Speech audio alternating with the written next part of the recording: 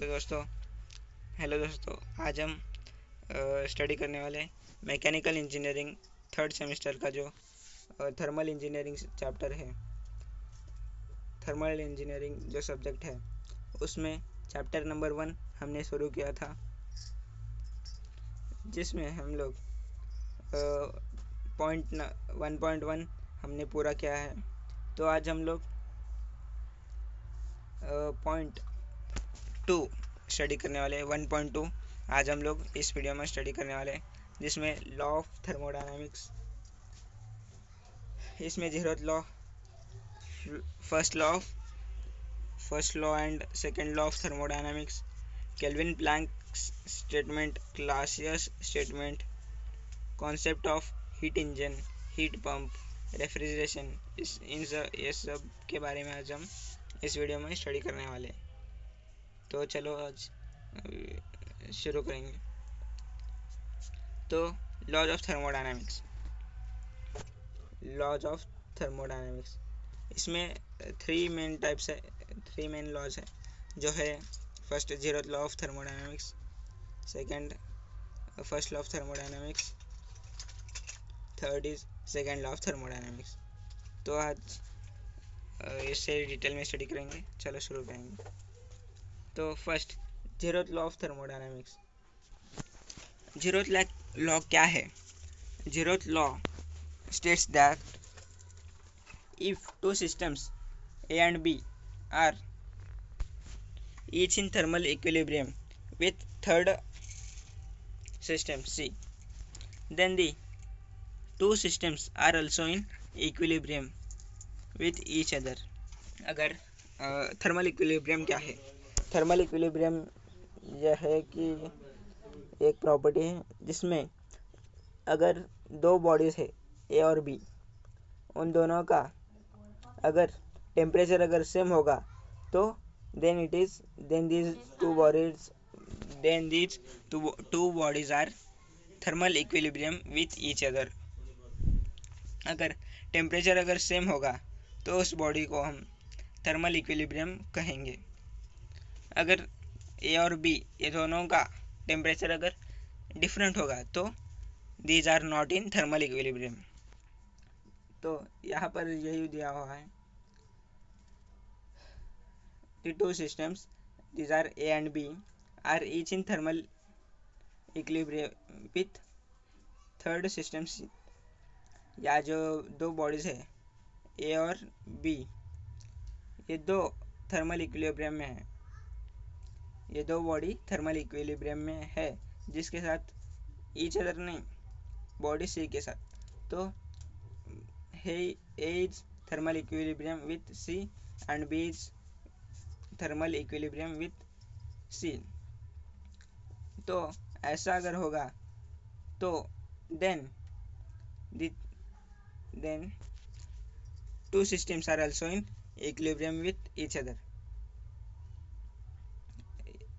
To systems जो है ए और बी, ये भी थर्मल इक्विलिब्रियम में है ईच अदर।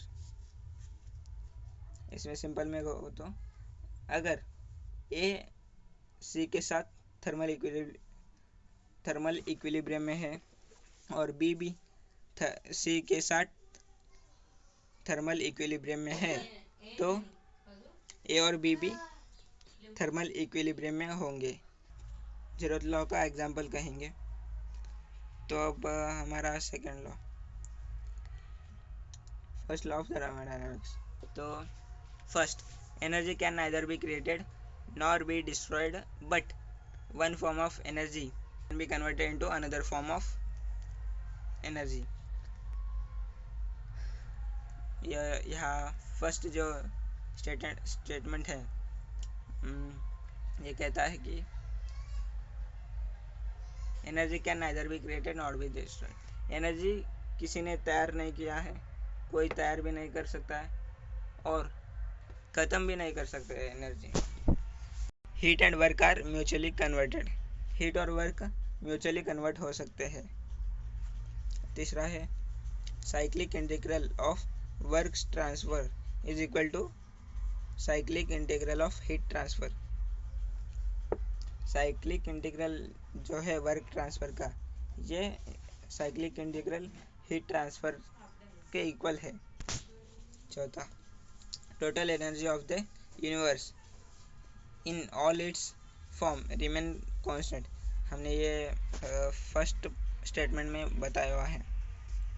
तो जो यूनिवर्स में एनर्जी है वो कांस्टेंट रहेगा, कोई भी उसे ख़त्म नहीं कर सकता और कोई उसे एनर्जी को तैयार नहीं कर सकता है। Third, second law of thermodynamics. There are the two statements of thermodynamic, second law of thermodynamic. इसमें फर्स्ट है Kelvin Planck statement. It states that it is impossible to construct an engine whose sole purpose is to convert all the amount of heat rejected into an equivalent amount of work। ये इसका statement है जो कि ये impossible है ऐसा engine तैयार करने के लिए जिसका सोल पर्पस होगा कि all the amount of heat rejected, जितना भी हमने हीट दिया हुआ है उतना ही इक्विवेलेंट अमाउंट का वर्क हम कर नहीं सकते, उसमें थोड़े लॉसेस होंगे।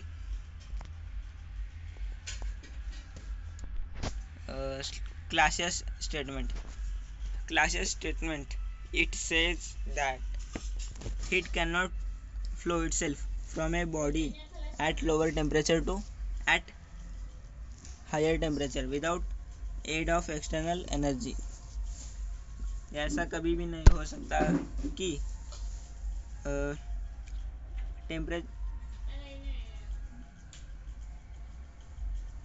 हीट कभी भी लोअर टेम्परेचर से हायर टेम्परेचर तक कैन नॉट फ्लो हो नहीं सकता है। Concept of heat engine. Heat engine is a device which converts heat energy into mechanical work. For converting heat into work, it uses piston and cylinder arrangement. It received heat from high temperature reservoir and reject the heat at low temperature reservoir। ये एक ऐसा एक device है heat engine जो heat energy को mechanical work में convert करता है by using piston and cylinder arrangement. Piston और सिलेंडर अरेंजमेंट होता है इसमें। The thermal efficiency of an engine is given as 1 minus T2 by T1। ये हीट इंजन का थर्मल इफिशिएंसी का फॉर्मूला है। Heat pump, it is a device which while operating in a cycle maintain the temperature of hot body. For this purpose work is supplied to pump। COP pump is given as heat delivered to hot body upon work supplied। COP of pump is equal to W plus Q2 divided by W। ये इसका formula है। COP है, COP का मतलब हम बताएंगे आगे। Heat pump एक ऐसा डिवाइस है जो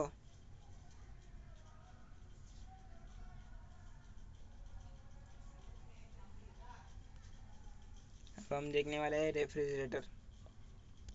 refrigerator is a device which while operating in a cycle maintain temperature of cold body below the temperature of surrounding। इसमें क्या होता है, जो कोल्ड बॉडी का टेम्परेचर है उससे हम मेंटेन कर सकते हैं सराउंडिंग के टेम्परेचर पे से कम टेम्परेचर हम लोग इसमें मेंटेन कर सकते हैं। For this purpose of work is supplied to refrigerator. इस काम के लिए वर्क सप्लाई किया जाता है रेफ्रिजरेटर को।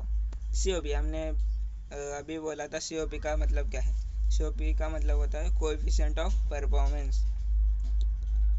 तो COP of refrigerator is equal to heat absorbed by cold body upon work supply. COP is equal to Q2 by W। ऐसा रेफ्रिजरेटर का COP का फॉर्मूला है। यह हमें आगे बहुत इम्पोर्टेंट होगा।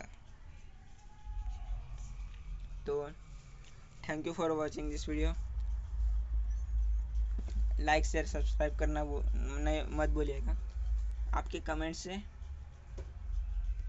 हमें सपोर्ट मिलता है, तो कमेंट किया कीजिए। ऐसे ही हम पहले अपना कंटेंट जो है वो मराठी में बनाते थे, हमें बना रहे हैं, क्योंकि हमारे एक स्टूडेंट ने हमें कमेंट किया था कि सर आप अपना कंटेंट जो है हो सके तो हिंदी में बनाओ। तो